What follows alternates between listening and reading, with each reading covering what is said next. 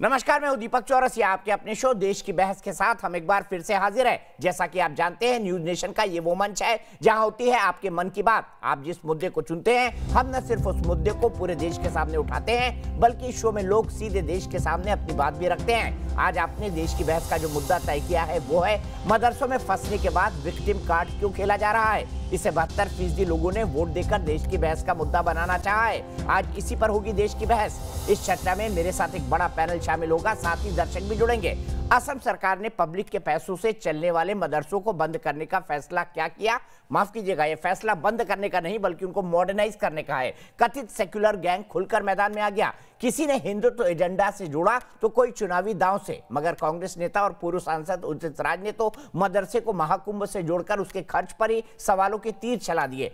Public के पसंदीदा show देश की बहस में आज आपको प्रतिष्ठित देवबंद का हादिया सिलेबस भी दिखाने जा रहे हैं, जो मदरसे में छात्रों को पढ़ाया जाता है, जिसमें जिहाद और कत्ल जैसे बातों का जिक्र है। ऐसे में सवाल यही है कि मदरसों का शटर डाउन होते ही विक्टिम कार्ड खेलने की कोशिश क्यों होने लगी है। सबसे बड़े पैनल से चर्चा को आगे बढ़ाएं, उससे पहले दिखाते हैं आपको उदित राज की दलीलें। अब से थोड़ी देर पहले मैंने उनसे बात की, लेकिन उन्होंने माफी मांगने से इनकार कर दिया। मैं चाहता हूं मेरा पैनल पूरी बात को सुने। मैं पैनल को इंट्रोड्यूस कर देता हूं। मेरे साथ प्रोफेसर संगीत रागी होंगे, मेरे साथ निगत अब्बास होंगी, मेरे साथ के शर्मा जी होंगे, मेरे साथ चंपक कलिता जी होंगे जो कि स्पोक्स पर्सन है AIUDF के, मेरे साथ सुमैया राणा जी हैं जो कि एक पॉलिटिकल एनालिस्ट और इस्लामिक स्कॉलर हैं, मौलाना साजिद रशीदी भी थोड़ी देर में जुड़ेंगे। लेकिन सबसे पहले देखते हैं कैसे माफी मांगने से इनकार किया उदित राज ने और क्यों खेल रहे हैं वो विक्टिम कार्ड। कई बार पूछा, उनसे यह भी सवाल पूछा गया, ये तो बता दीजिए कुंभ कब से शुरू हुआ?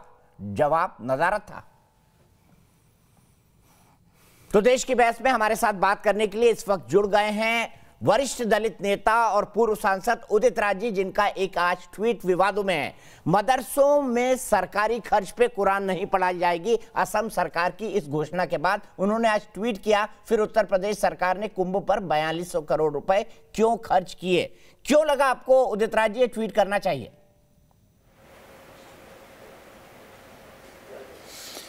अगर मुझे पूरा बोलने देंगे तो मैं आज आपके साथ में चर्चा में भाग लूंगा, इतना उम्मीद करता हूं। जी बोलिए बोलिए आप।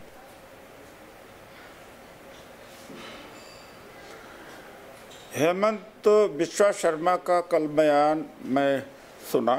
उन्होंने कहा कि रिलीजियस एक्टिविटीज, कुरानिक एक्टिविटी, धार्मिकता सरकारी पैसे से प्रमोट नहीं होना चाहिए। तो मैंने एक रेफरेंस के रूप में कुंभ का जिक्र किया। कुंभ के खिलाफ नहीं बोला, कुंभ पर प्रतिबंध लगाने के लिए नहीं बोला। और दूसरी बात यह है कि संविधान को सामने रख करके इस बात को मैंने अपने विचार को स्पष्ट रखा कि जब संविधान बन रहा था तो बड़ा डिबेट हुआ था कि राजनीति और धर्म को मिश्रित किया जाए कि नहीं मिश्रित किया। फाइनली जब संविधान बन के तैयार हुआ तो उसमें राजनीति और धर्म को बिल्कुल सेपरेट कर दिया गया। और यह ट्वीट मैं अपनी पर्सनल कैपेसिटी से किया हूं। और मैं कभी जब कांग्रेस का व्यू पॉइंट होता है, पॉलिटिकल होता है, तो मैं टैग जरूर कांग्रेस को करता, इसमें बिल्कुल टैग नहीं किया। उसके बाद में मैंने थोड़ा महसूस किया कि इससे कुछ विवाद बढ़ रहा है तो डिलीट कर दिया था। लेकिन जब बढ़ गया विवाद तो मैंने उसको ट्वीट को रिस्टोर कर दिया। और मैं डिबेट के लिए तैयार हूँ, पूरे देश में डिबेट के लिए तैयार हूँ। देखिए, ऐसा कुंभ के खिलाफ नहीं हूँ मैं, दीपक जी। निशाना तो कुंभ पर ही लगाना सर, निशाना तो कुंभ पर ही लगाना, विमर्श तो कुंभ पर ही हो रहा है। मेरे मित्र सुन तो लीजिए, मैं वहीं प्रयागराज का हूँ। और दूसरी बात है कि कई सालों से हमारे लोग जब अखाड़ों के लिए जमीन आवंटित होता है तो बैकवर्ड दलित को अखाड़े की जमीन। सर आप आ गए राजनीति पर। अब हम लोगों को दुकानें पांव भी छुए जाते हैं, प्रयागराज में भी धोए जाते हैं, राजनीति क्यों, जैन में भी धोए जाते हैं। राजनीति क्यों पांव छुए जाएं, क्यों धोए जाएं, क्यों पाँव धोए जाए? मैं उसमें विश्वास नहीं करता हूँ। क्यों धोए जाए? करते हो, लोग करते हैं। हम नहीं विश्वास करते, सब बराबर है। लोग धुलवाते हैं पाँव, लोग करते, पंडित बन रहे हैं, दलित अयोध्या का मंदिर बनवा रहा है, उसमें भी आपको दिक्कत है। क्योंकि यार ऐसा हो जाएगा ना तो आपकी छोड़िए, पॉलिटिक्स की राजनीति चलेगी। राजनीति में नहीं जाना चाहता। अगर आपको भारतीय सभ्यता, संस्कृति, परंपरा से कोई भी लगाव है, हिंदुइज्म से, बुद्धिज्म से, जैनिज्म से, सिखिज्म से, तो अपने ट्वीट के लिए माफी मांग लीजिए। हम भी कहीं हैं। मैं ये कह रहा हूं कि अगर आपको क्यों किस बात का माफी मांग ले, संस्कृति से लगाव है, तो अपने ट्वीट के लिए क्यों बात का माफी मांग ले, क्यों मांग ले? क्या उस संस्कृति और उस संस्कृति में मेरी कोई जगह है? क्या जगह है? यहाँ बैठे हैं तभी आप हाथरस में क्या हुआ? तभी आप संसद गए। अच्छा, आपकी संस्कृति ने दिया मुझे, आप संविधान ने दिया है। हजारों वर्ष से दलित इस देश में था। आप जैसे लोगों ने मलाई खाई है दलित बन के। अच्छा, मलाई खा लिया है, मलाई मुफ्त में मलाई खाए हजारों वर्ष से। ये संविधान ने दिया, संस्कृति ने नहीं दिया है। अच्छा, संविधान ने दिया है। बुरा लग रहा था जब से संविधान आया लग रहा था, बोल रहे थे रबर स्टैंप पे, अब संविधान अच्छा लग रहा है। संविधान पहले था ही नहीं। जब संविधान नहीं था तो हम लोग टट्टी मूत्र से भी बेकार थे। सर हम लोगों को आपने वो जिंदगी नहीं जी उदित राज जी, माफ कीजिएगा। आपने हमेशा मलाई खाई है, आपने हमेशा मलाई खाई है और इन्हीं के नाम पर राजनीति की है। इनके दर्द को महसूस करने आप कभी गाँव में नहीं गए होंगे। हमारा हक है। अभी तो हमें 1% भी हक नहीं मिला। हमारी मलाई तो एक खा रहे हैं, हमारी मलाई तो पूरी गई। हमारा हक कितना बनता है? और कितनी मलाई खानी आपको ये बता दीजिए। एक जज है हमारे पास, खानी आपको ये बता दीजिए। कौन सा है? अरे कौन सा मलाई खा लिया हमारा? अरे मजदूरी हम करें, मतलब खेती हम करें, ठाकुर भी करता है, और लेबर का काम हम करें, ब्राह्मण भी पूरे देश का निर्माण हम करें, ठाकुर भी हम बनाएं, ब्राह्मण भी और मजा ये लोग कर रहे हैं। ये केवल बात का मजा कर रहे हैं, केवल ये बात का मजा कर रहे हैं। मलाई हमारी मेहनत का, परिश्रम का ये खा रहे हैं। अच्छा। हम नहीं खा रहे हैं। आप मलाई खा के सांसद नहीं, मेहनत मजदूर हम हैं, आप मलाई खा के सांसद हम हैं, खटने वाले हम हैं। लेबर कितना खटे बता दीजिए ना, आप कितना दान देने हम वाले हैं। ये क्या करते हैं जो मलाई खा रहे हैं? अच्छा, मुझे आखिरी सवाल का जवाब दीजिए। उदित राज ने डिलीट तो कर लिया था, माफी भी मांग लीजिए। बताइए, माफी भी मांग लीजिए आप। नहीं, डिलीट नहीं, लोगों की भावनाओं करने का हाथ आपका कोई मतलब नहीं था। रिस्टोर कर दिया भाई मैंने। अरे फिर से रिस्टोर कर दिया, फिर से रिस्टोर कर दिया अपना भाई। डिलीट करने के बाद में रिस्टोर कर दिया फिर से। कहीं कांग्रेस पार्टी से डिस्टोर ना हो जाए आप। आपने तो कांग्रेस पार्टी को मुश्किल में डाल दिया। सब उनसे सवाल पूछ रहे हैं। आप ही ठेकेदार हैं कि डाल दिया? जनता आपके जेब में है क्या? सर मैं तो पत्रकार हूँ, ना मैं ठेकेदार हूँ, ना मैं नेतादार हूँ, मैं पत्रकार हूँ। सवाल पूछना मेरा काम है ना। ठेकेदार है, मुश्किल में डाल दिया। जनता मुश्किल में डालती है, आप नहीं डालते हैं। अब भी मीडिया का कोई असर भी बचते फिरते सब, बचते फिर रहे कांग्रेस के नेता, कहां से जवाब दे? माफी मांग लीजिए उदित राज जी, गलत कह दिया आपने, मान लीजिए। कांग्रेस का नेता क्यों जवाब देंगे? मानने से ठीक होता है।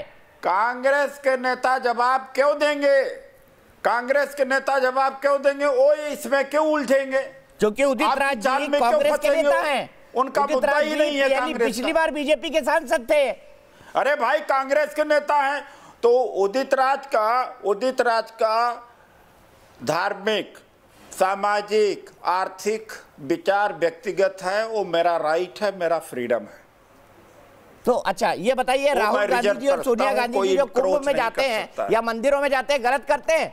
क्योंकि हिंदू समाज ने तो दलितों के साथ बहुत अन्याय किया है, तो जो लोग मंदिर जाएं उनको तो वोट देना नहीं चाहिए दलितों को। देखिए उनका व्यक्तिगत है, वो जाए या न जाए वो व्यक्तिगत है। राहुल जी जाए या प्रियंका जी जाए वो व्यक्तिगत है। धर्म व्यक्तिगत चीज है, उस पर हम डिबेट नहीं कर सकते। तो मेरे धर्म यानी कुंभ पर चोट करने का अधिकार आपका क्या है सर? मैं आपसे ये जानना चाहता हूँ। मैं भी एक हिंदू हूँ, मेरे धर्म कुंभ और उसकी आस्था पर चोट करने का अधिकार आपको कैसे है? नहीं, कुंभ अरे हिंदू हो तो ब्राह्मणों में शादी कराओ ना अपने बिरादरी का। सारे चौरसियों के बेटी का रोटी का संबंध कराओ तो पता लग जाएगा। सर हमारे होता है, पता लगेगा। और हम लोग पनवाड़ी है चूना लगाने से खुश है। हम पनवाड़ी है चूना लगाने से खुश है। हिंदू पढ़े, हिंदू बने, ले आ जाओ चपरा, ले आओ 100 चौरसिया खड़ा करते हैं, ले आकर के 100 ब्राह्मण लाओ ना, पता लगेगा हिंदू बने हुए हो, तब पता लग जाएगा। क्यों नाराज हो रहे? माफी मांग लीजिए, खत्म कर देना। गर्दन काट देते हैं इंटरकास्ट मैरिज में, गर्दन काट देते हैं। आपकी कटी, गर्दन काट देते हैं, चौरसियों को गर्दन काट देंगे। आपकी कटी गर्दन क्या? काट देंगे। आपकी कटी 100 चौरसिया को मैं तैयार करता हूँ। सर आपकी कटी। उदित राज जी आपकी कटी गर्दन। उदित राज जी आपकी कटी गर्दन कितनी की कट रही देख नहीं रहे हो क्या रोज? हाँ? क्या देख नहीं रहे हो क्या देख नहीं रहे हो क्या देख नहीं रहे हो क्या? आपकी कटी। कितने मर्डर हो रहे हैं आपकी कटी पंचायत क्या नहीं लटका दिए जाते हैं, जिंदा लटका दिए जाते हैं। अरे उदित राज तो वीआईपी है भाई, उनके ट्वीट पे राहुल गांधी सोनिया गांधी से सवाल होने लगते हैं। आप अपने आप को ऑर्डिनरी आदमी क्यों मानते हैं? आपकी औकात क्या है? अरे मेरी तो औकात कुछ नहीं है सर। मैं पिद्दी और पिद्दी का शोरबा, आप अपनी बात करिए ना यार। अरे बरई आदमी हो यार, बरई माली हो क्या यार, तुम्हारी औकात क्या हमारी औकात क्या है यार उस धर्म में? सर मैं तो खुश हूं, जो मेरी औकात है उससे खुश हूं। आप क्यों दुखी होते हो? आप भी कुछ ना करो। बरई बने जा, तुम्हारे बरई का हालत देखो। आपने मलाई खाई है। सांसद आप बने मैं तो नहीं, सांसद आप बने मैं तो नहीं। अरे अपने बिरादरी की हालत देखो यार, जिस बिरादरी में पैदा उनको कितना यूपी बिहार में कितना उनके साथ में बदतमीजी करते हैं, मेरे सामने बदतमीजी करते, दिल्ली में करते। और आपने देख लिया, चल इधर आपने आंख बंद कर ली। आपने आंख बंद कर ली। आपको दर्द नहीं पता समाज का? जिस जाति में पैदा हुए, जिस समाज में पैदा हुए, उसको छोड़ चुके हो। अच्छा कोई बात नहीं, कुंभ के लिए माफी मांग लीजिए सर। अरे तुम्हारी औकात मेरी औकात वही रहेगी दोस्त। कुंभ के लिए माफी मांग लीजिए। मेरी औकात तुम्हारी औकात वही रहेगी दोस्त। अरे यार ये दीपक चौरसिया जी, तो आपकी मेरी औकात इस जगह यही रहेगी। सर मेरी औकात मुझे मत बताइए, मेरी औकात मुझे बहुत अच्छी तरह पता है। औकात वही है। अरे यार छोड़ो, अरे छोड़ो यार, माफी मांग लीजिए कुंभ के लिए। बिरादरी से आप माफी मांग लीजिए कुंभ के लिए। गलत बोल दिया बोल दीजिए। क्यों मांग ले? आप माफी मांगो ना, मैं जो कह रहा हूँ। मैं क्यों माफी मांगू भाई? मैं किस बात की माफी मांगू? मैंने कुंभ के बारे में कुछ बोला ही नहीं। तो ये अपने आप छप गया ट्विटर पर। माफी मांगो भाई। ये अपने आप छप गया ट्विटर पर। अदृश्य शक्तियों ने छापा है ट्विटर पर। इस बात को मानो, ब्राह्मणवाद जिम्मेदार है, मनुवाद जिम्मेदार है कुंभ के बारे में लिखने के लिए। बताइए बताइए उदित राज जी बताइए। जो जातिवादी व्यवस्था है इस देश में, उसको आप निकाल रहे हैं। सर उसी जातिवादी व्यवस्था की मलाई खा के उदित राज मेरे सामने बैठे हैं। उसी जातिवादी व्यवस्था की मलाई खाकर उदित राज मेरे सामने बैठे हैं। तीसरी बातें हैं कि हेमंत बिस्वा शर्मा, अरे उदित राज जी आप मानते हैं ना, इसी जातिवादी व्यवस्था की मलाई खाकर आप यहाँ तक पहुंचे हैं, सांसद बन गए। इसी जाति व्यवस्था की मलाई खा के IRS बन गए, सांसद बन गए। मलाई क्या हल किसने जोता है? चमड़ा किसने बनाया है? आपने नहीं किया, आपने नहीं किया। घड़ा किसने पैदा हुए हैं? सड़क किसने बनाया है? अनाज किसने पैदा किया? दलितों पिछड़ों ने पैदा किया, मलाई वो खाए हैं। अच्छा हम मेरी मलाई वो खा रहे हैं। उदित राज तो मलाई खा गए। देश का निर्माण दलितों के नाम की मलाई खा गए। देश का निर्माण हमने किया, पुल हमने बनाया, रेल हमने बनाया, देश हमने करा, और हमारा लूट ले गए हैं जो, उन्हीं को कह रहे हो, उल्टा कह रहे हो। अरे हमारा मलाई तो आपने खाई है। सांसद उदित राज बने, सांसद उदित राज बने, IRS उदित राज बने, मेहनत करता मलाई दूसरा खा गया। गजब बात है, बहुजन को लूटा गया है। बस आखिरी बात, कुंभ के लिए माफी मांग लीजिए। बहुजनों को लूटा गया है। माफी मांग लीजिए आप, कुंभ के लिए माफी मांग लीजिए। आपने करोड़ों लोगों की भावनाएं याद की है। आप माफी मांगे जो कह रहे हो मलाई खाए। आपने मलाई नहीं खाई, हमारी कमाई, हमारी मेहनत, हमारे देश से पूरा निर्माण, हमारे श्रम से पूरा देश खड़ा हुआ, और हमारा लूट ले गए, हमें निर्धन बना दिया, शूद्र बना दिया, और उल्टा हमारे ऊपर ही आरोप लगा मलाई खा रहे। उदित राज जी आप मेरे बड़े भाई हैं, इससे आगे मैं कुछ नहीं बोलूंगा। मैं सिर्फ इतना कहना चाहूंगा, ठीक है हम जात व्यवस्था पंथ पर आ गए, पर वो लोगों को देश अच्छी तरह जानता है जो अपने जाति के नाम की मलाई खाते हैं। और मैं दो टूक कहूंगा कि आप उनमें से। बहुत बहुत शुक्रिया। फिलहाल देश की बहस को आगे बढ़ाएंगे अपने पैनल के साथ।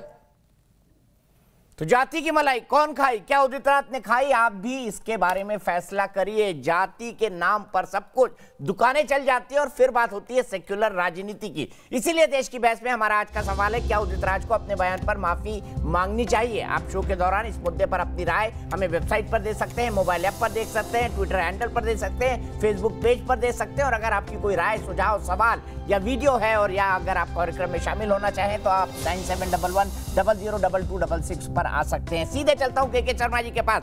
के शर्मा जी, माफी बनती थी, और दूसरी बात डिलीट करना, फिर लिख देना, फिर कहना मैं तो दलित हूं, दलित होने के कारण मेरे साथ प्रताड़ना हो रही है। ठीक मानते हैं आप इस राजनीति को? क्या ये सच नहीं है कि दलितों के नाम की मलाई इन्होंने खाई? देखिए, मैं कहूंगा कि इनकी जितनी आपने अभी पूरी वार्ता की इनके साथ में, किसी भी प्रश्न का इनके पास जवाब नहीं था दीपक जी, और हर बात को ये घुमाते फिराते इधर उधर करते रहे। तो इसके इनके बयानों पर कोई प्रतिक्रिया देने की आवश्यकता नहीं है। मैं समझता हूं कि बहुत ही प्रतिक्रिया देना ठीक ही नहीं होगा, लेकिन जो बयान इन्होंने किए हैं कुंभ को लेकर, वो इनकी ही नहीं, ये पूरे कांग्रेस की मानसिकता है दीपक, और ये कांग्रेस की मानसिकता को ही प्रदर्शित कर रहा है। तो इसीलिए आपने देखा होगा कि कोई वो नहीं है। एक बार कांग्रेस, ऐसा एक बार नहीं हुआ है, कई बार हुआ है कि कांग्रेस कोई बयान करवा देती है, फिर कह देती है कि आप मान लीजिए निजी बयान है, फिर ये है। तो ये कांग्रेस के तरीके हैं, लेकिन कांग्रेस का, और कई बार ऐसा भी होता है कि दो लोग अलग अलग बयान करने लगते हैं। तो ये वास्तव में कांग्रेस की मानसिकता को ही उन्होंने प्रदर्शित किया है इस सारे अपने बयान के अंदर। तो इस पर कोई बहुत कुछ कहने की नहीं। आपने इतना अच्छे ढंग से उनका इंटरव्यू किया कि उनकी पूरी कलई खुल गई है, तो इस पर मुझे कुछ कहने की और आवश्यकता। ठीक है, मैं सीधे चलता हूँ के भाई, मैं सीधे चलता हूँ चंपक कलिता जी के पास। चंपक जी, क्यों ऑब्जेक्शन है आपको? सवाल यहाँ पर यह है, उन्होंने सिर्फ यही कहा है ना कि ना तो कुरान पढ़ाई जाए ना गीता पढ़ाई जाए, वो तो संस्कृत स्कूलों को भी बंद कर रहे हैं। तो ये इतना बड़ा राजनीतिक मुद्दा क्यों? देखिए, लगेगी आग तो आएगी घर के ही जद में। यहाँ मेरा मकान अकेला थोड़ी है, यहाँ हिमंत बिश्व शर्मा ने आग लगा दी और उस आग में कुंभ भी आ गया। जहाँ तक एआईयूडीएफ का कहना है, भारत एक सेकुलर राष्ट्र है, उसके साथ साथ एक वेलफेयर स्टेट भी है। हमें मंदिर भी चाहिए, मस्जिद भी चाहिए, मदरसा भी चाहिए, संस्कृत स्कूल भी चाहिए और कुंभ भी चाहिए। अभी आपने एक दलित बेटा का जो मीडिया ट्रायल किया, इससे लेकिन आपका जो एजेंडा है, आरएसएस का जो बिहार चुनाव का जो एजेंडा है, उल्टा पड़ जाएगा। अभी सुनिए, अभी अर्थनीति के मुद्दे पर आईएमएफ का रिपोर्ट आ गया, बांग्लादेश से हम नीचे हैं। अभी बेरोजगारी का बुरा हाल है रोजगार के मुद्दे पर। अभी बिहार में, बंगाल में, आसाम में चुनाव है तो हिंदू मुसलमान आ गया। अभी बाढ़ कहाँ गया, बेरोजगार कहाँ गया, आसाम में इंडस्ट्री बंद हो गया, कहाँ गया?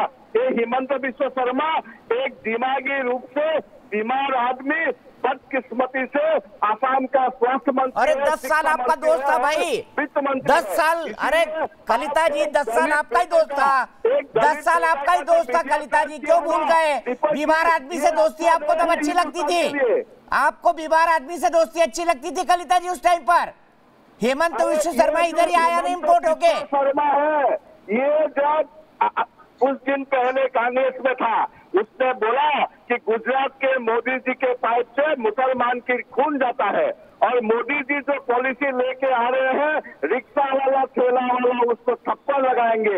यही बदकिस्मती है। अभी बीजेपी से आए हैं कांग्रेस उदित राज, और यही हिमंत बिश्व शर्मा 22 साल के बाद, अभी 4 साल हुए हैं बीजेपी में गए हैं, और आरएसएस के आकाओं को संतुष्ट करने के लिए ये बनी बनाई परंपरा को भंग कर रहे हैं। ठीक है भाई, मैं आपके पास आता हूँ। उससे पहले निखत अब्बास साहब, निखत, मैं आपसे ये जानना चाहता हूँ, कलिता जी बड़ी जोर जोर से बोल रहे हैं हेमंत बिश्व शर्मा के बारे में। यही हेमंत बिश्व शर्मा इनके बगल में बैठते थे। लेकिन पॉलिटिक्स अपार्ट, सवाल ये है, क्या वाकई मदरसों में कुरान पढ़ाई जाती है या ओसामा बिन लादेन बनना सिखाया जाता है? क्योंकि दुनिया के टॉप 5 आतंकवादी, मैं आपको एक आसाम में दीपक जी, क्योंकि सवाल मदरसा है, उसमें 600 नंबर की पढ़ाई होती है, उसमें से कलिता जी मैं 1 मिनट आपके पास आऊंगा। निगत का वक्त है, आपको पूरा वक्त दिया मैंने, बीच में बिल्कुल नहीं टोका। मैं चिल्लम चिल्ली की डिबेट नहीं करना चाहती, मैं अपनी बात बड़े आराम से रखना चाहती हूँ कि 2015 में माननीय हमारे प्रधानमंत्री नरेंद्र भाई मोदी जी ने एक बैठक बुलाई थी मुस्लिम्स इंटेलेक्चुअल की, जिसमें उन्होंने खुले तौर पर इस बात को रखा था कि मुसलमानों को हम एक साथ मिलकर बढ़ाना चाहते हैं, और मुसलमानों के लिए हम ऐसा चाहते हैं कि एक हाथ में कुरान पाक हो और एक हाथ में कंप्यूटर हो, और बाकायदा उस बात को एग्जीक्यूट करा गया। 22,000 करोड़ का माइनॉरिटी कम्युनिटी के लिए बजट लाया गया और पढ़ाई को, एजुकेशन सेक्टर को एम्पावर करा गया। 3.2 करोड़ की स्कॉलरशिप्स मुसलमान बेटियों को, मुसलमान बेटों को दी गई, पर इनमें से कोई सवाल नहीं उठाया। तब इन्होंने कोई जवाब, कोई सवाल, किसी प्रकार की मदरसों पे सवाल नहीं उठाए गए। सीबीएसई की बुक्स को मदरसों में इंट्रोड्यूस करा गया, चाहे मैथ्स हो चाहे साइंस हो, तब इनमें से किसी ने सवाल नहीं उठाया। आज के जमाने में ये जरूरत है इस युग के युवाओं की कि आज जब इतना कंपटीशन है तो बच्चों को इस तरह का एक्सेस टू नॉलेज मिले जहां पर उनको इक्वालिटी पता चले, जहां पर वो इंजीनियर, पायलट, आर्किटेक्ट आगे बन सके। इसके लिए भारतीय जनता पार्टी के आसाम के जो मिनिस्टर हैं, उन्होंने, एजुकेशन मिनिस्टर ने ये बात को आगे, मुहिम को आगे बढ़ाते हुए, मोदी जी की बात को आगे बढ़ाते हुए बोला, और बिल्कुल सही कहा गया है कि सरकारी खर्चे पर कुरान पाक क्यों पढ़ाई जाए, वहां पर बच्चों को इक्वालिटी मिलनी चाहिए।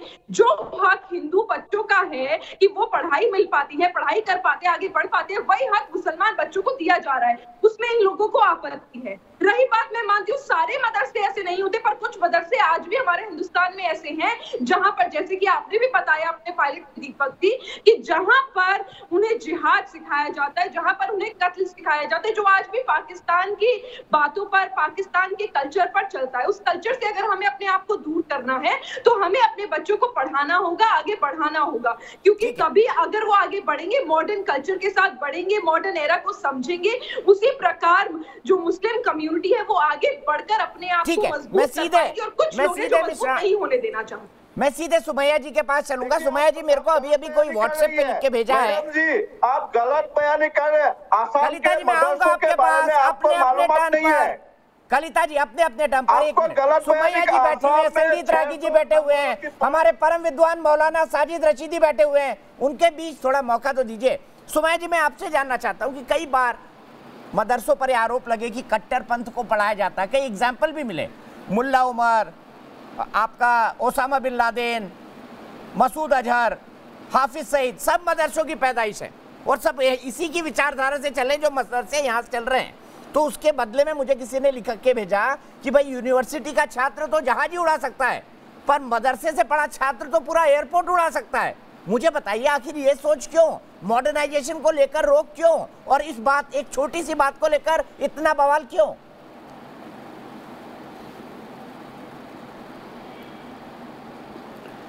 दीपक जी, आपने जो लिस्ट बताई है, अब आपको मैं अपनी लिस्ट बताती हूँ। हकीकत है, जो आपने बताया वो हवा है।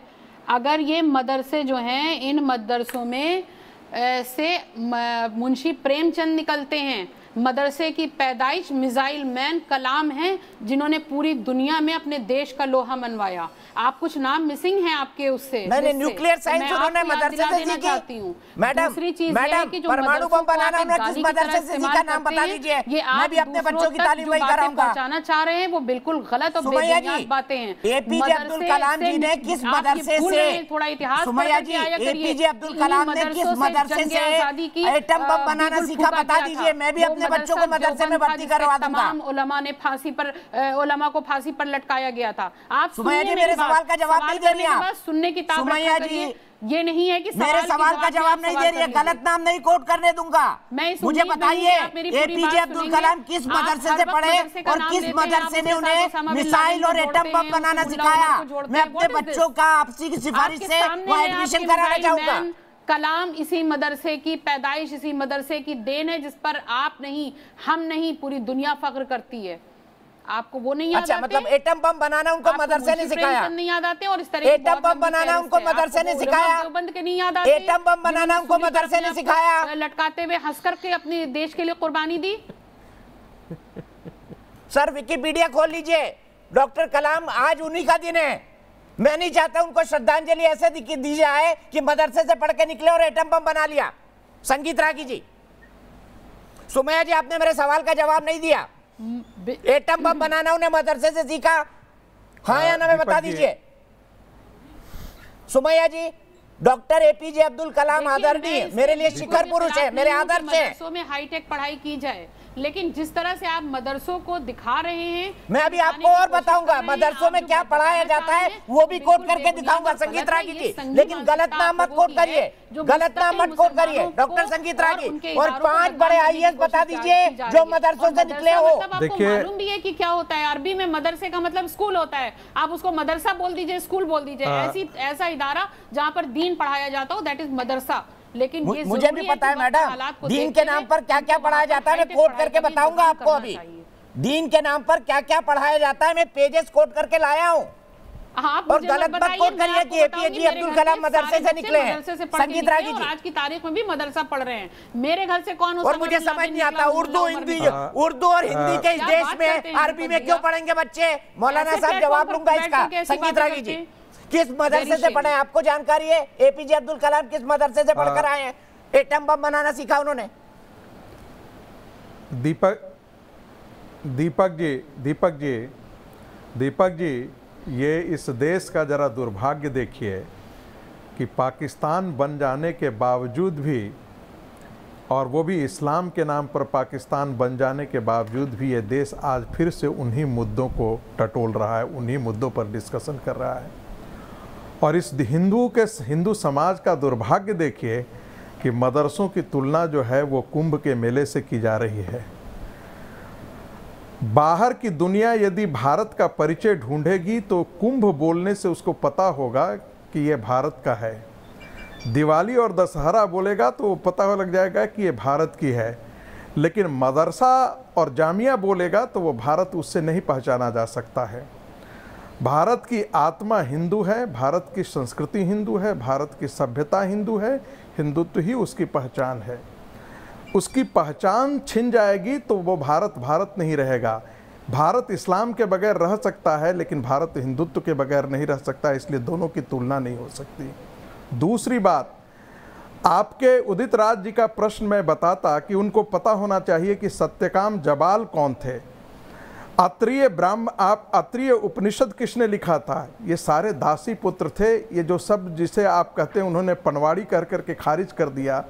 ऐसे कम से कम 17 ऋषि हैं जिनको ब्राह्मण की संज्ञा, ऋषि की संज्ञा दी जाती है, उनको पता ही नहीं है। तीसरी बात मैं कहना चाहता हूं, देखिए ये मदरसों में कुरान पढ़ाई जाती है, दीन पढ़ाई जाती है। एक कुरान की आयत है जो कहता है कि ऐ ईमान वालों, जो इस्लाम में, जो ईमान में विश्वास नहीं करता उसको अंतिम समय तक संघर्ष करो, उसके खिलाफ युद्ध करो, लड़ो जब तक कि वो कन्वर्ट न हो जाता हो। ये जो काफिर है उसको तो सजा मौत होनी ही चाहिए। अब ऐसी बात को पढ़ाया जाता है तो ऐसी स्थिति में एक हिंदू होने के नाते ये मुझे लगता है कि मेरी संवेदनाओं पर हत्या है।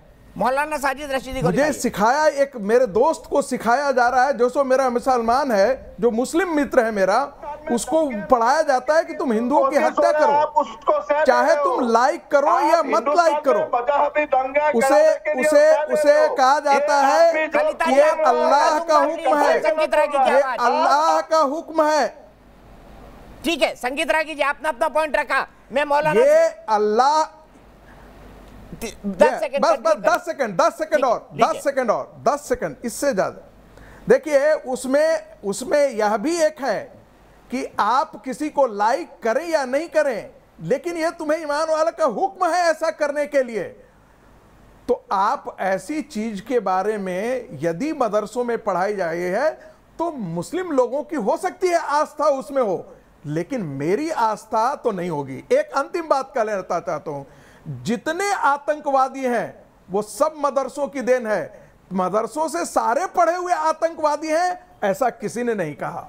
ठीक है, इसीलिए पूरी दुनिया में मदरसों पर निगरानी की जा रही है। पंकज अग्रवाल जी को लाइन अप करें। संगीत जी प्लीज रुकना होगा। मौलाना साजिद रशीदी जी, क्या आपको नहीं लगता कि ये वक्त आ गया है कि हम इस दकियानूती सोच से निकलें? भारत के अंदर जहां उर्दू बोली जाती है, हिंदी बोली जाती है, अंग्रेजी बोली जाती है, दुनिया भर की तमिल बोली जाती है, तेलुगु बोली जाती है, वहां हम अरबिक में पढ़ाएं। क्यों भाई?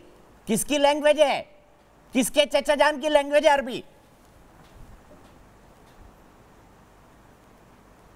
दीपक जी, मैं आपसे उम्मीद करूंगा कि आप मुझे 2 मिनट पूरे प्रोग्राम में सर 1 मिनट दूंगा मैं, उसके बाद चाहे आप बोलने दें, लेकिन मतलब आप 30 सेकंड से 1 मिनट, 1 मिनट से 2 मिनट आ गए। 1 मिनट लीजिए आप। चलिए 1 मिनट दीजिए, लेकिन खामोशी से सुनिए। खामोश हूं मैं, खामोशी से सुनिए। सिर पैर की बात देखिए, मैं संविधान की बात करता हूं, मैं संविधान की बात करता हूं। अगर संविधान सर पैर नहीं लगता आपको तो वो आपकी सोच है।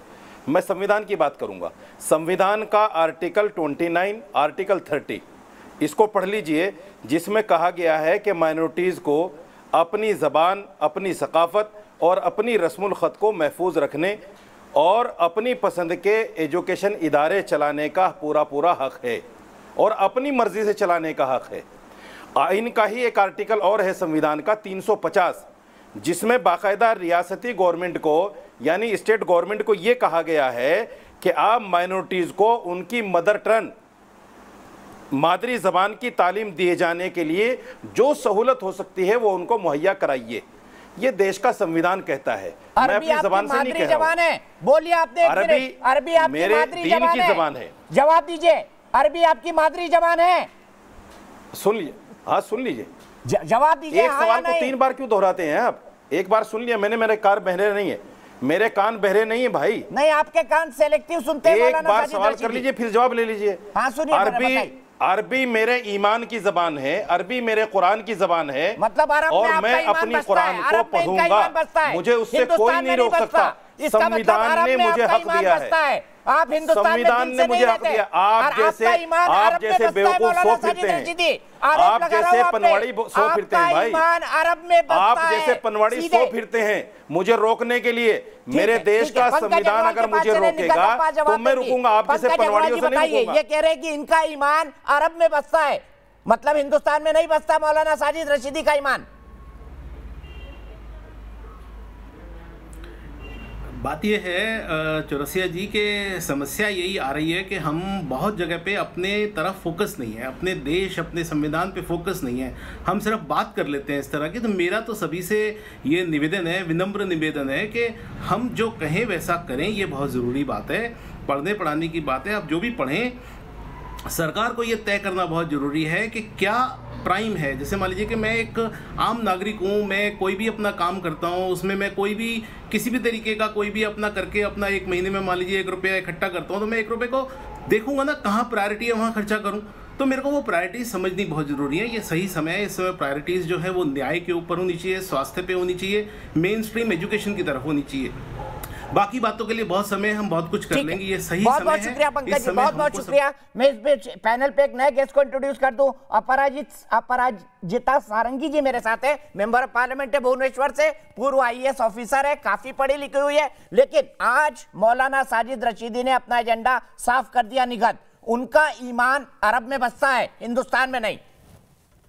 देखिए दीपक जी, मैं साजिद भाई की बात का भी जवाब दूंगी, पर उससे पहले मैं आपके चैनल के माध्यम से क्लियर कर देना चाहती हूँ, क्योंकि मैं मुसलमान हूँ और जिम्मेदार मुसलमान हूँ, कि यहाँ पर पैनल पे बैठकर संगीत जी की मैं बहुत इज्जत करती हूँ, पर उन्होंने कुरान पाक को मिसकोट करा है, वो गलत है और ऐसी डिस्कशन आपके पैनल पे नहीं होनी चाहिए। पहले भी आपने इस चीज की मुखालिफत करी है। मैं बिल्कुल नहीं कोट मिसकोट नहीं संगीत जी, मैं बिल्कुल कोट ने गलत नहीं किया हूँ। मैं आपकी मैं बिल्कुल मैंने बिल्कुल कोट नहीं किया हूँ। मैं बिल्कुल गलत नहीं कोट किया हूँ। बहुत ही संगीत जी, मैं आपसे बहस करना ही नहीं चाहती। देखिए नहीं, मुझे मेरा नाम आपने चूंकि मैं आपने संगीत भाई देखिए, आपने कुरान पाक के बारे में गलत बोला। मैं मुसलमान हूँ, जिम्मेदार मुसलमान हूँ, मेरी कौम मुझे देख रही है, मेरी कौम मुझे मानती है। नहीं भी मानती तो मैं अपने कुरान पाक के बारे में गलत और अपशब्द नहीं सुनती। मैं माफी के साथ आपके कह रही हूँ, मैं जानती हूँ आप प्रोफेसर है, मुझसे बड़े, मैं आपकी बहुत इज्जत करती हूँ, आप मत बोलो। साजिद रशीदी के बारे में महत्वपूर्ण बात आज उन्होंने कही कि अरबी उनकी मातृभाषा है। मेरे भाई आप मुझे ये बताइए, जब आप ये चाहते हैं साजिद भाई कि सरकारी फंडिंग के माध्यम से मदरसों में आप कुरान पाक पढ़ा सकते, तो मेरी बस आपसे ये गुजारिश है, और मैं पूछना भी चाहती हूँ कि एक सवाल, आपने इतने सालों से मदरसों में, सरकारी मदरसों में संस्कृत क्यों नहीं पढ़ाई? वो तो हिंदुस्तान का कल्चर है, हिंदुस्तान की सरजमीन पर आप संस्कृत से आपको ऐसा क्या बैर था? दूसरी बात, हमने निरंतर देखा है कि भारतीय जनता पार्टी की सरकार ने मुसलमानों को सशक्त कैसे करा है। महिलाओं की बात करें, ट्रिपल तलाक का बिल सभी के सामने है। उसके बाद हज पर आज हिंदुस्तानी मुसलमान महिला बिना गार्जियन के अकेले जा सकती है। ये होती है दीपक जी, मैं एक छोटी सी टिप्पणी करना चाहूंगा। दीपक जी, ये आवश्यक है। और तमाम मैं जवाब दे देता हूं, मुसलमानों के सिरमौर बनकर बैठे हैं, उनके माए बाप बनना चाहते हैं। तो मुसलमानों की जहां पर एम्पावरमेंट की बात आती है, जहां पर उन्हें ये पता चलने लगता है कि सरकार उनको तवज्जो देकर आगे पढ़ाना चाहती है और इन्हें ये पता चलना चाहते हैं कि इनकी दुकानें बंद होने वाली हैं, तब इनको डर लगता है और तभी वो चैनलों पे आकर इस प्रकार की बात करते, जबकि उनको दिल में ये बात पता होती है। अरे मौलाना साहब की तो मॉल खुल गई, निगाह आप दुकान की बात कर रही हो। मौलाना साहब प्रोग्रेस कर गए हैं, दुकान से शोरूम, शोरूम से मॉल। मौलाना साजिद रशीदी की बहुत बड़ी मॉल है। मैं जवाब दे देता हूं, निखत का मैं जवाब दे देता हूं। मौलाना साहब आऊंगा, संगीत रागी जी सिर्फ मैं जवाब दे देता हूं। अपराजिता सारंगी जी जुड़ गई है, मुझे उनके पास जाना है, उसके बाद मैं सुमैया बहन के पास वापस आऊंगा। देखिए दीपक जी, चूंकि मेरा नाम लेकर के कहा गया है, पहली बात मैं कहना चाहता हूं कि मैंने जो कुछ भी कहा है वो उसी चीज जो कलकत्ता हाईकोर्ट में कलकत्ता कुरान पिटीशन 1966 में डाला गया था, उसमें 87 आयतें निकाल करके रखी गई थी और कलकत्ता हाईकोर्ट के सामने रखा गया था। मैं उसी में से ये सारी चीजें उद्धृत की हूं। दीपक जी, क्या हम कुरान पाक के बारे में डिस्कशन कर रहे हैं? आप तो मदरसे के ऊपर डिस्कशन। आगे बढ़ते हैं, मेरे साथ मेरठ से जुड़ गए 1986 में। ठीक है, हम इसमें जाना जाए, मदरसों पर हम बात करें, उस पर ही रहते हैं। पराग शर्मा मेरठ से मेरे साथ जुड़ गए। पराग, एक क्विक कमेंट, इस बहस पर आप क्या कहेंगे? क्या मदरसों से कुंभ की तुलना की जानी चाहिए?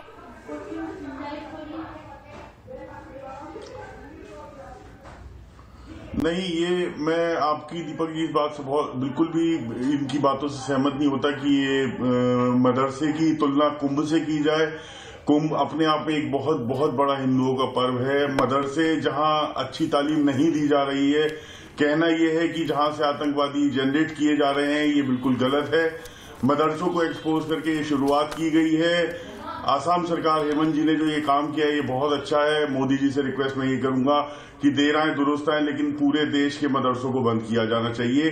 अगर इसमें मुसलमानी बच्चों को अच्छी शिक्षा दी जाए, उनको साइंटिफिक बनाया जाए, उनको मैनेजरियल स्किल सिखाए जाए, तो ये बहुत अच्छी बात होगी। अभी तो बता दिया सर, कलाम साहब तो मदरसे से ही पढ़ के एटम बम बनाना सीखे, मिसाइल बनाना सीखे, दुनिया के इतने बड़े वैज्ञानिक बने, मदरसे से ही बने। आप बोल रहे हैं वहां शिक्षा नहीं दी जाती, कैसी बात कर रहे पराग शर्मा जी? आपको जानकारी नहीं है शायद मदरसे के बारे में।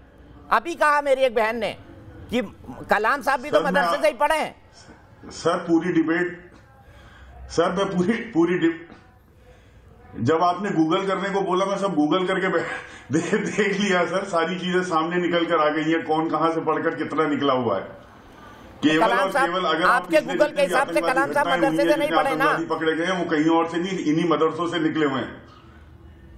ठीक है, सीधे अपराजिता सारंगी जी के पास चलता हूं। अपराजिता सारंगी जी, लगातार शिकायतें हैं मदरसों के बारे में, क्यों ना सरकार, आप भारतीय जनता पार्टी की राष्ट्रीय प्रवक्ता हैं, खुद एक IAS रह चुकी हैं, मुझे बताइए क्यों ना सरकार इनके लिए कॉम्प्रिहेंसिव पॉलिसी बनाए। प्रधानमंत्री ने खुद ने कहा है, एक हाथ में कुरान हो और दूसरे हाथ में कंप्यूटर। इस बात तक ये समाज के अगर कुछ लोग नहीं पहुंचना चाहते तो सरकार इस पर आम सहमति क्यों नहीं बनाती? असम एक कदम उठाए और दूसरा राज्य दूसरा, ऐसे कैसे चलेगा?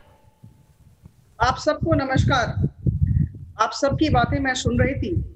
मुझे लगता है जो आसाम के शिक्षा मंत्री ने अनाउंसमेंट किया है कि नवंबर मास में अधिसूचना निकलेगी और करीबन 614 मदरसे बंद किए जाएंगे और बहुत सारे जो शिक्षिकाएं हैं उन्हें स्थानांतरित किया जाएगा नियमित राज्य के स्कूलों में, और करीबन 100 संस्कृत स्कूल बंद किए जाएंगे। मुझे लगता है शिक्षा के क्षेत्र में संस्कार लाने की दिशा में यह एक सशक्त कदम है। हम सबको इसका स्वागत करना चाहिए और यह परिपक्वता का परिचायक है। अभी देश में जो आंकड़े हैं, करीबन 10,000 मदरसे हैं जिनमें करीबन 20 लाख बच्चे पढ़ते हैं। उत्तर प्रदेश में इसमें से करीबन 8,000 मदरसे हैं और उसमें 18 लाख बच्चे पढ़ते हैं। 18 राज्यों में गवर्नमेंट एडेड मदरसे हैं। मुझे लगता है कि अगर यह धर्मनिरपेक्ष देश है तो सरकारी खर्चे पर धार्मिक शिक्षा क्यों दी जाए, पहली बात। दूसरी बात, देखिए बच्चे जो होते हैं वो कच्ची मिट्टी जैसे होते हैं, हम जिस तरह उनको संवारेंगे, जिस तरह बनाएंगे, वो वैसे ही उनकी बुनियाद खड़ी होगी। हम कैसे कह दें कि कोई बच्चा मौलवी बनना चाहता है या पादरी बनना चाहता है या फिर इंजीनियर बनना चाहता है या डॉक्टर बनना चाहता है? हम कौन है तय करने वाले? हम सब का काम है उन्हें अच्छी शिक्षा दें, होलिस्टिक एजुकेशन दें और उस शिक्षा के बल पर बड़े होकर वो जो बनना चाहे वो बने। और देखिए अभी जो स्थिति है, जो मदरसे से निकल रहे हैं बच्चे, आप ही के बाद आ रहा है, इसके बाद जो बच्चे मदरसे से निकल रहे हैं, एक शोध हुआ था, उस शोध से जो जानकारी आई है, जो निष्कर्ष निकला है, उसके बारे में मैं आप सबको बताना चाहूंगी, जरा सुनेंगे। जितने भी बच्चे मदरसे से निकल रहे हैं, उस शोध के अनुसार मैं बता रही हूँ आप सबको, उसमें से केवल 2% उच्च शिक्षा लाभ करना चाहते हैं। 42% कहते हैं वो धर्म का प्रचार करेंगे, 16% कहते हैं वो शिक्षक बनेंगे और धर्म के बारे में पढ़ाएंगे, 8% इस्लाम की सेवा करना चाहते हैं, 30% सामाजिक कार्य करना चाहते हैं और 2% धर्म गुरु बनना चाहते हैं। ये स्थिति है। हम क्यों नहीं अपने बच्चों को विज्ञान पढ़ाएं? हम क्यों नहीं अपने बच्चों को टेक्नोलॉजी जी बताइए, इस डाटे का क्या जवाब है? क्या आप आने वाले समय में असम को ऐसा देखना चाहते हैं? आप मुझे समय दीजिए। ये जो महिला डाटा दे रही है, गलत डाटा दे रही है। सम्मान ले लीजिए। महिला मुसलमानों के सिर्फ 4% लोग मदरसा में जाते हैं, प्राइवेट मदरसे में 4% जाते हैं, 96% लोग जनरल शिक्षा लेते हैं और उसी 4 में से ब्रेकअप करके ये मैडम बोल रहे हैं, क्योंकि आपका ये कार्यक्रम आरएसएस का, बीजेपी का एजेंडा चलाना है, लोगों को भ्रमित करना है। और हिमंत बिस्व के साथ में एआईयूडीएफ कभी भी मित्र नहीं रहा। मैं फिर कहता हूं, एक दिमागी रूप से बीमार आदमी बदकिस्मती से असम का शिक्षा मंत्री है, स्वास्थ्य मंत्री है, और बदकिस्मती से दीपक चौरसिया जैसा एक दिमागी देवालियापन का लोग आज नेशनल डिबेट कर रहे हैं और देश को बांट रहे हैं, गंगा जमुनी तहजीब को खत्म कर रहे हैं और मुसलमानों को मीडिया ट्रायल कर रहे हैं। ये हम लोग के लिए दुर्भाग्य है। और कुछ चंपक जी, और कुछ कहना चाहेंगे राष्ट्र के नाम? जरूर कहना चाहेंगे। आप जर्नलिज्म नहीं कर रहे हैं, आप दलाली कर रहे हैं बीजेपी के आरएसएस के। और आप किसकी दलाली कर रहे हैं? आप किसकी दलाली कर रहे हैं? बदरुद्दीन अजमल की दलाली कर रहे हैं आप। बदरुद्दीन अजमल की दलाली कर रहे हैं कि असम की जनता की? आप बदरुद्दीन अजमल की दलाली कर रहे हैं कि असम की जनता की? जवाब दीजिए, जवाब दीजिए। आप बदरुद्दीन अजमल की दलाली करते हैं? बिहार में चुनाव है, आसाम में चुनाव है, बंगाल में चुनाव है, अभी आपको हिंदू चुनाव के नाम की तो रोटी खाते हैं आप जैसे लोग। 23.9 मुसलमानों के नाम की पार्टी बदरुद्दीन अजमल ने बनाई है, चंपक कलिता, मैंने नहीं। चंपक कलिता सुन लो, चंपक कलिता सुन लो, मुसलमानों के नाम की पार्टी बदरुद्दीन अजमल ने बनाई है, मैंने नहीं। बड़ा रेट है। अभी आसाम में इंडस्ट्री बंद हो रही है, बाढ़ है, चंपक जी आप माइक उतारिए, आप माइक उतारिए और इस डिबेट से 1 सेकंड में बाहर जाइए। मैं जाना चाहता हूं इनको फ्रेम से देखना। 2 कौड़ी की औकात नहीं और पत्रकारिता सिखा रहे हैं। मैं ज्यादा चाहता हूं इनको फ्रेम से देखना। दिखाइए इनको फ्रेम में, दिखाइए इनको फ्रेम में, दिखाइए। कोई भी दलाल है आपके लिए? दलाली कर रहे हैं, दलाली। आपसे बड़ा दलाल मुसलमानों का कोई नहीं है चंपक कलिता। आप है और आपके बदरुद्दीन अजमल है, आप है और आपके बदरुद्दीन अजमल है। ये लैंग्वेज होती है। अगर मुसलमानों का पक्ष में बोल रहा हूँ तो गंगा जमुनी तहजीब को बचाने के लिए बोल रहा हूँ।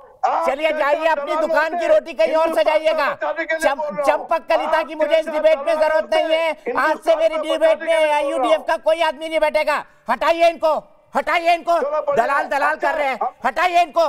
2 कौड़ी की औकात नहीं है। इससे थोड़ी देर पहले मैंने बात की थी देश के कल्चर और सांस्कृतिक और टूरिज्म मामलों के मंत्री प्रहलाद पटेल से, और मैंने उनसे पूछा था कि महाकुंभ को आखिरकार आप क्यों फंड करते हैं। जवाब सुनिए।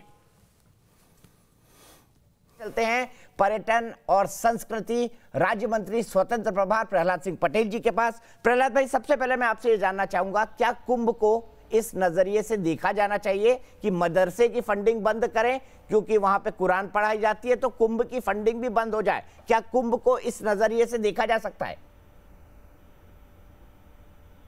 मुझे लगता है कि दीपक जी, मदरसे का से कुंभ की तुलना करना ये कांग्रेस के मानसिक दिवालियापन का चरम है। मुझे तो इस पर आश्चर्य लगता है कि कांग्रेस और प्रतिदिन नीचे गिरने का रिकॉर्ड बना रही है। उनके नेताओं को शायद दुनियादारी की समझ नहीं है। मैं सिर्फ इतना ही पूछूंगा, जिन महानुभाव ने ये बात कही है, कुंभ कब प्रारंभ हुआ था इसकी तारीख दुनिया का कोई आदमी बता नहीं पाया। कुछ धर्म शायद शुरू नहीं हुए होंगे, तब से कुंभ की परंपरा को माना जाता है। और इसलिए मुझे लगता है कि ये जो टिप्पणियां हैं, या तो ये जानबूझकर हमारी संस्कृति को लज्जत करने की कोशिश है, या फिर कांग्रेस का दिवालियापन है, या उसके गिरने की जो श्रृंखला है हर दिन, वो शायद नापने का आप कोई पैमाना बचा नहीं।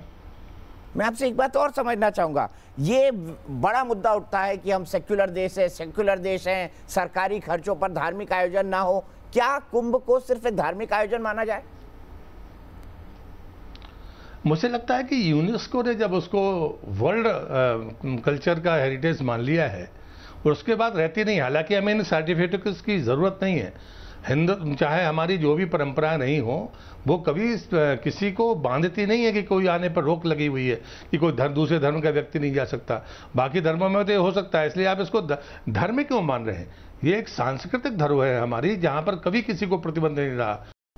कल असम सरकार ने घोषणा की है कि आने वाले समय में वो एक नोटिफिकेशन निकालकर जो मदरसों में है उसमें मदरसों से वो कुरान की टीचिंग भी बंद करेंगे और संस्कृत स्कूल भी बंद करेंगे, क्योंकि वो उसको मॉडर्नाइज करना चाहते हैं। कैसे देखते हैं आप इस निर्णय को? और मदरसों के बारे में जिस तरह की शिकायतें मिलती हैं, संस्कृति मंत्री के तौर पर आपको क्या लगता है, क्या इनको मॉडर्नाइजेशन की तरफ ले जाना चाहिए, या एक कमेटी बिठा के इनकी पूरी जांच होनी चाहिए कि वाकई जो प्राइवेट मदरसे चल रहे हैं इनकी फंडिंग कहाँ से आ रही है? कुछ लोग NIA के अंदर फंसे हुए हैं, कुछ लोग बाकी जगहों पर फंसे हुए हैं और कहते हैं कि धर्म और संस्कृति के हिसाब से हमारी टीचिंग होती है, रिलीजियस टीचिंग होती है। मुझे लगता है कि हम दोनों चीज में घालमेल ना करें। राज्य सरकारें कोई कदम उठाती हैं तो सबके पास में अवसर है पक्ष रखने का। मदरसों पर कोई सवाल पहली बार नहीं उठे, तो मुझे लगता है कि कोई राज्य सरकारें स्वतंत्र रूप से काम करती है। उनने जो अपना नजरिया रखा है वो चुपचाप नहीं कर रहे हैं, वो कह के कर रहे हैं। तो मुझे लगता है कि अगर कोई प्रेजेंटेशन देना है, कोई पक्ष रखना है, तो सबको अपना अधिकार है। ठीक है, बहुत बहुत शुक्रिया प्रहलाद पटेल जी, आप हमसे जुड़े, आपने हमसे बात की। तो दर्शक भी जुड़ते हैं, इस शो की विशेषता है। सीधे चलता हूं अलीगढ़, पैनल मेरे साथ बना हुआ है, उसके बाद ब्रेक लूंगा। गौरव शर्मा जी क्या कहेंगे इस बहस पर? क्या असम सरकार ने सही किया, और क्या कुंभ और मदरसों में कुरान पढ़ाए जाने की तुलना होनी चाहिए सरकारी बजट के हिसाब से जो कहा गया है?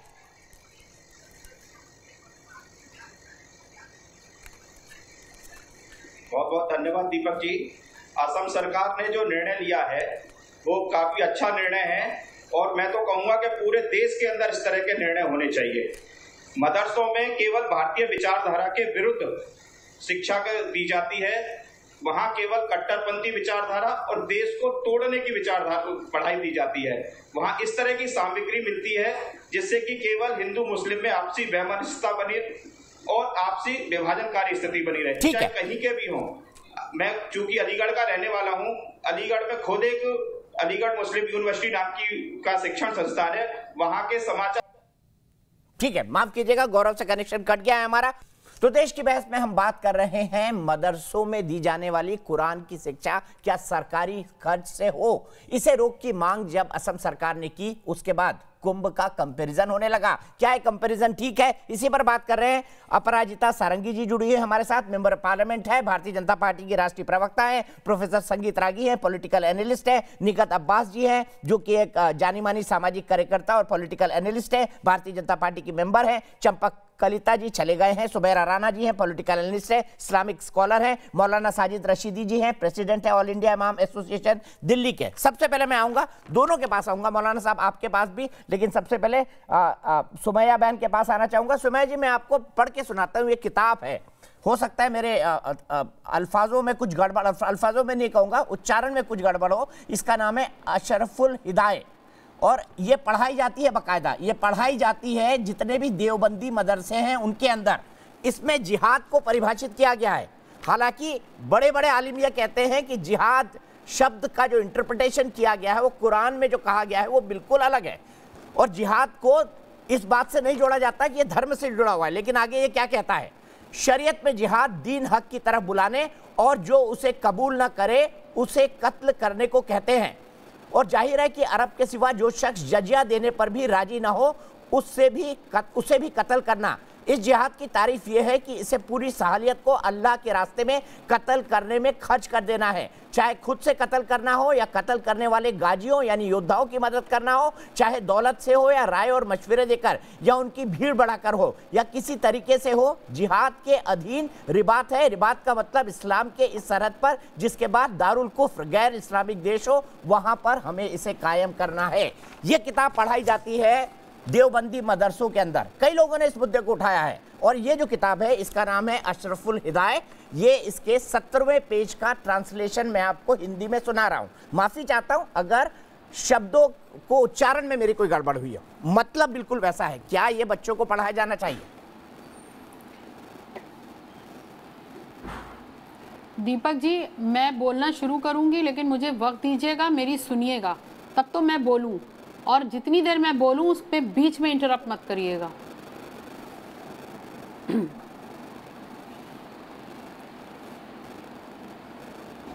मैं इंटरप्ट नहीं कर रहा हूं, बोलिए। जी देखिए, ऐसा है कि हर मुसलमान को ये बात मालूम है कि उसका दीन जो है उसको कुरान से मिला है, ठीक है। तो जो कुछ कुरान में लिखा है उसका एक नुक्ता भी हम फरामोश नहीं कर सकते हैं। रही बात ये किताबें जो आप बता रहे हैं कि जो मदारिस में पढ़ाई जाती हैं, मैंने आज तक इस तरीके की कोई किताब नहीं पढ़ी। हमारे बच्चे मदरसों में पढ़े लेकिन हमें नहीं मालूम कि इस तरह की कोई तालीम किसी मदरसे में दी जाती है। रही बात जो इस पर्टिकुलर किताब में जो मेंशन किया गया है, अगर आप उसकी बात कर रहे हैं तो वो उस वक्त के जो हालात हजरत है, उस वक्त की जो सिचुएशंस थी, जब इस्लाम आगे बढ़ रहा था और वहाँ की जो सिचुएशंस थी वो बिल्कुल अलग थी। अगर मैं इन किताबों के हवाले से बात करें तो फिर जो बुत परस्त थे फिर वो भी नमाज पढ़ने वालों को कत्ल कर देते थे। फिर वहाँ पर जो मुसलमान हो जाते थे नए नए, उनको भी कत्ल किया जाता था। वो लड़ाई होती थी आसपास की। उसका मकसद यहाँ पे ये नहीं है कि मदरसों में पढ़ा के और उनको कोई आतंकवादी या गैर मुसलमानों को कत्ल करने के लिए तैयार किया जा रहा हो। एक चीज़।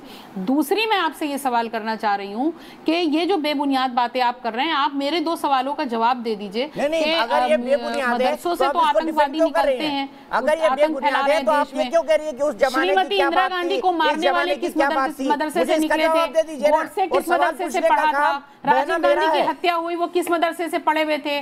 पिछले दिनों जस्टिस लोया की हत्या कर दी गई, वो किस मदरसे से निकले थे? मुझे उन मदरसों के नाम चाहिए। इसका कोई मतलब नहीं है। मौलाना मदरसों से निकले थे, मैं आपके पास आना चाहूंगा। और हमारे पास मदरसों के पढ़ के निकलने वाले लोगों की एक लंबी फहरिस्त है जिन्होंने देश का नाम पूरी दुनिया में रोशन किया। 5 IAS का नाम बता दीजिए जिन्होंने कैबिनेट सेक्रेटरी के तौर पर 75 साल में सर्व किया हो, जो मदरसों से निकले हो। आपकी न्यूज चैनल के थ्रू, आपकी एंकरिंग के थ्रू, आपके पैनल पे जो बैठा करके आपने 90% यहाँ पर आपने लोग बैठा रखे हैं RSS माइंडेड, आप जो फैलवा रहे हैं ये ना देश के लिए अच्छा है, ना आपके लिए अच्छा है, ना मेरे लिए अच्छा है। हो गई आपकी सलाह। अब मैं आपसे एक सवाल पूछता हूँ, मुझे बताइए 5 ऐसे बड़े ब्यूरोक्रेट को नाम बता दीजिए जो मदरसे से निकले हो और जिन्होंने इस देश को आगे बढ़ाने का काम किया हो। 5 अच्छे ब्यूरोक्रेट के नाम। मतलब दीपक जी, अरे आप 5 और 10 तो छोड़ दीजिए। अरे एक बता दीजिए मैडम, एक बता दीजिए। सुमैया बहन एक बता दीजिए। बराबर किसी को ला के दिखा दीजिए। दीपक जी, मदरसों की आप क्या बात कर रहे हैं? मदरसे से पढ़े हुए अभी रिसेंट IAS ऑफिसर्स निकले हैं। एक नाम बता दीजिए ना मैडम, गूगल कर लीजिए। आप लोग मदरसे को एक गाली की तरह इस्तेमाल करते हैं। मदरसे एक नाम बता दीजिए, एक बड़ा नाम बता दीजिए। अच्छा IAS अफसर, हमें इंसानियत का पाठ मिलता है। आप कैसे मदरसे को बदनाम कर सकते हैं? Who are you? I am nobody ma'am. मैं पिद्दी और पिद्दी का शोरबा, मैं एक छोटा सा एंकर हूँ, सवाल उठाता हूँ, आप जैसे लोग गाली देते हैं स्वीकार करता हूँ। निकट जी बोलिए। मैं यहाँ पर सुमैया जी के सवालों का जवाब देने के लिए बैठी हूँ, ना कि मैं किसी भाजपाई के सवालों का जवाब देने के लिए बैठी हूँ। एक सेकंड सुमैया, जो भी सदस्य हो भाजपाई, वो प्लीज जाकर के अपने माताओं से और अपने गॉडफादर से बात करें। यहाँ पर मैं सिर्फ बैठ करके दीपक चौरसिया जी, ही इज एन एंकर, मैं उनके सवालों सुमैया जी 1 मिनट, आपसे आपने बोला, आई एम सॉरी टू से, टोका नहीं सुमैया जी, आपको मैंने बीच में टोका नहीं, आपको क्या मतलब है? निका जी आप बोलिए प्लीज, आप बोलिए प्लीज, निका जी आप बोलिए। क्या मतलब है? आपको पता है आरएसएस के संचालक हमारे मोहन भागवत जी ने क्या बोला था? उन्होंने बोला था हिंदुस्तान तब तक कामिल नहीं है जब तक आप सबका माइंडसेट है कि किसी को बेवकूफ मत बनाइए। आरएसएस को दोषी करार कर दिया। आसाम में आपको पता है सब एक ही सिक्के के दो पहलू हैं, समझ में आया कि नहीं आया? तब तो नहीं बोली। क्या मतलब है, क्या मतलब है कह करके यहाँ पे आप कह रहे हैं आरएसएस का एजेंडा है मदरसों में से फंडिंग हटाना। क्या ये भी आरएसएस का एजेंडा है? सॉरी टू से को भी बंद किया जाएगा। Not listening you and I don't want to listen you. आप लोग कुंभ के मेले को बंद करने की बात आपको जानती भी नहीं हूँ। आप जाके बीजेपी ज्वाइन की है, अपने सदस्यता ली है। अरे मैडम प्रजातंत्र है, आप भी कोई पार्टी ज्वाइन कर लीजिए। आप उनकी बात तो नहीं खारिज कर सकती ना।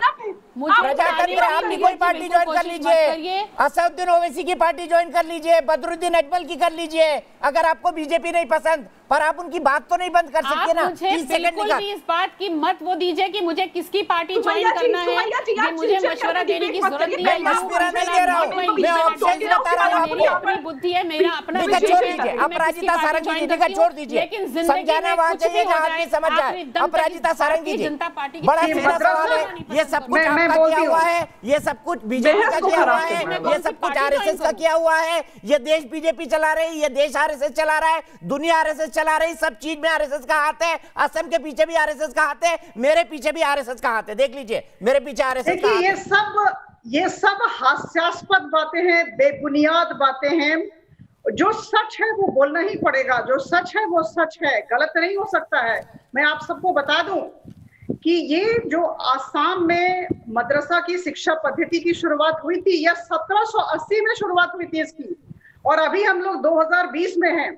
हमको अपने बच्चों को आधुनिक शिक्षा के लिए तैयार करना है, आधुनिक विश्व के लिए तैयार करना है। और अगर हम इस तरह की शिक्षा दें तो हमारे बच्चे कहाँ जाएंगे, क्या करेंगे? तो मुझे लगता है कि जो सच है वो हमें मानना पड़ेगा। और देखिए, धर्म की असली शिक्षा वो नहीं है जो आपकी सोचने समझने और तर्क की शक्ति को खत्म कर देती है। हमें अच्छी शिक्षा बच्चों को देनी चाहिए, सवाल उठाने का सामर्थ्य उन्हें देना चाहिए, गलत को गलत कहने का एक मुझे लगता है एक गलत को गलत कहने की समझ देनी होगी। मुझे लगता है कि ये हुई शिक्षा। और मदरसा में जो जिस तरह की शिक्षा चल रही है, मुझे लगता है हमारे बच्चों को फिर से 1780 मसीहे में धकेल देगा। हम अभी 2020 में हमें आगे बढ़ाना है बच्चों को। अपराजिता जी रुकना होगा। रितेश गुप्ता कानपुर से मेरे एक दर्शक जुड़ गए हैं। रितेश जी, आप पूरी बहस को देख रहे हैं, क्या आपको लगता है जो बातें, जो पॉइंट मैंने उठाए उसमें कुछ गलती है? क्या मैं किसी का एजेंडा चला रहा हूं, या एक पत्रकार के तौर पर यह सवाल पूछने का हक मुझे है? एक दर्शक के तौर पर आप क्या कहेंगे? निष्पक्ष राय दीजिएगा, बिल्कुल मत डरिएगा, सामने कौन बैठा है। दीपक सर, सबसे पहले मैं नमस्कार करना चाहता हूं आप सभी को। और कुंभ का आयोजन न सिर्फ हमारी धार्मिक और हमारी सांस्कृतिक आयोजन है, कुंभ का आयोजन सनातन काल से होता रहा है। इसकी तुलना मदरसों से करना भी अपने आप में एक मानसिक कृति लगती है। कुंभ का आयोजन सांस्कृतिक आयोजन है, इसके साथ साथ एक रोजगार पूरक आयोजन। देश विदेश से करोड़ों लोग इस आयोजन में आते हैं, अपनी उपस्थिति दर्ज कराते हैं और इसको और गौरवान्वित करते हैं, हमारे सांस्कृतिक विचारों का आदान प्रदान करते हैं। कुंभ का आयोजन आप मदरसों से कैसे कर सकते हैं, मुझे समझ में नहीं आता है। ठीक है, बहुत बहुत शुक्रिया रितेश जी। मुझे आगे बढ़ना पड़ेगा, मैं सीधे संगीत रागी जी के पास चलूंगा। संगीत रागी जी, मौलाना साजिद रशीदी जी, मैं आपसे बिल्कुल कमेंट लूंगा, लेकिन संगीत रागी जी, आइन की बात कही इन्होंने, संविधान की बात कही, बहुत पढ़ते हैं मौलाना साहब संविधान, लेकिन जब शाहीन बाग को घेर कर दिल्ली को तड़पाना होता है तो संविधान के मौलिक जो फंडामेंटल ड्यूटीज होती है उसको भूल जाते हैं। फंडामेंटल राइट की हम बात करेंगे, क्यों? क्योंकि हम माइनॉरिटी हैं। 135 करोड़ के देश में हम 40 करोड़ माइनॉरिटी हैं, इसलिए हमारी फंडामेंटल राइट तो है, लेकिन फंडामेंटल ड्यूटी नहीं करेंगे। ये कैसा कैरेक्टर है बताइए? फिर मैं आ रहा हूं आपके साथ। आपने बहुत संविधान को कोट किया आज। देखिए संविधान के अंतर्गत माइनॉरिटी को जितना अधिकार इस देश में दिया गया है, उतना अधिकार दुनिया के किसी भी देश में नहीं दिया गया है, और ये बात मैं बहुत गंभीरता से कह रहा हूँ। दूसरी बात, कॉन्स्टिट्यूएंट असेंबली के अंदर जो है टू प्रोफेस प्रैक्टिस के साथ साथ धर्म परिवर्तन की दिशा में भी काम करने की जो आज़ादी इस देश में दी गई है वो किसी भी संविधान में नहीं दी गई। एक ही बात कहना चाहूँगा कि देखिए, आपको अपनी आस्था पर रहने का अधिकार है, लेकिन आपको आपकी आस्था यदि मेरी आस्था को खतरे में डालती है, एक अरब का धर्म ग्रंथ यदि मेरे यहाँ के सारे धर्म ग्रंथों को वो जाली दकियानूस खत्म और उसको मानने वालों की हत्या की प्रवृत्ति पैदा करता है, तो उस पर प्रश्न उठाने का अधिकार मुझे भी उतना ही है। वही संविधान मुझे भी आपकी व्याख्या करने का अधिकार देता है। यदि रामायण पर व्याख्या हो सकता है, मनुस्मृति पर व्याख्या हो सकता है, तो कुरान पर व्याख्या क्यों नहीं हो सकता है? क्या यही आज़ाद हिंदुस्तान हमने मिला? पाकिस्तान बनने के बावजूद क्या यही आज़ाद हिंदुस्तान बनना था? यदि यही बनना था तो फिर हम 13% के लिए हम 35% जमीन क्यों दिया गया? नहीं मिलना चाहिए था। ठीक है, जवाब ले लेता हूं। यदि हम बात ही नहीं कर सकते, और सवाल यह है से एक बात और बस 10 सेकंड और देखूंगा, ज्यादा नहीं। देखिए, देवबंद भारत का और देवबंद पाकिस्तान का दोनों का सिलेबस एक है साहब, और देवबंद पाकिस्तान जिहाद की वही व्याख्या करता है जो तालिबान करता है। तालिबान को, हिजबुल मुजाहिदीन को जैसे मोहम्मद की ट्रेनिंग जो है देवबंद पाकिस्तान देती है, और वो जिहाद को वही व्याख्या करती है। जो जाकिर नाइक कहते हैं, उनका एक वीडियो देखा था कि कुरान की सूरा आप मारने के लिए, अरे काफिरों को मार डालो। उन्होंने कुरान को, कुरान शरीफ को उन्होंने कुरान पाक को कोट मैं जवाब दे दूं? ये लिखा हुआ है कुरान में, मार डालो इनको। क्या मुझे जवाब देने का हक है? क्या माफी मांगनी चाहिए? सर, कल हमारे डिस्कशन में एक मुद्दा आया था, क्या सुबई खान कह रही थी क्या मुझे प्रॉफेट मोहम्मद को आरएसएस और बीजेपी वालों ने तो नहीं मारा था, यजीद ने मारा था। तो मौलाना अली ने कादरी ने कहा था कि वो इस दुनिया का सबसे पहला टेररिस्ट था। क्या यजीद को भी आप टेररिस्ट मानते हैं? दुनिया का पहला टेररिस्ट? बताइए मौलाना साहब, आप तो इस्लाम के जानकार हैं। चारों खलीफाओं में से एक खलीफा को छोड़ दीजिए तो बाकी मुझे बोलने का अधिकार है। ही गए थे, युद्ध में ही मारे गए थे। सर, ये अधिकार आपको संविधान ने दिया। माइनॉरिटी को कितना दबाया जा रहा है आपके चैनल पे भी आप अच्छी तरह देख रहे हैं। सही है, अब सुनिए मेरा जवाब। देश देख रहा है। मोहम्मद सल्लल्लाहु अलैहि वसल्लम ने कहा है, मोहम्मद सल्लल्लाहु अलैहि वसल्लम ने कहा है कि किसी के देवी देवताओं को बुरा मत कहो। कौन से मुसलमान पैनलिस्ट ने संगीत रागी को बुरा कहा है या इनकी धर्म ग्रंथ को बुरा कहा है? यही गालियां दे रहे हैं कुरान को बैठकर। नंबर 1, अभी जो प्रवक्ता बीजेपी की बात कर रही थी उनका डाटा गलत है। देश के अंदर 19,132 मदरसे चल रहे हैं। सुन लीजिए, अरे सुन लीजिए, मैं बोला नहीं हूँ भाई, चुप रहिए, मैं बोला नहीं हूँ। सुन लीजिए दीपक जी, सुन लीजिए, मैं बोला नहीं हूँ। क्या है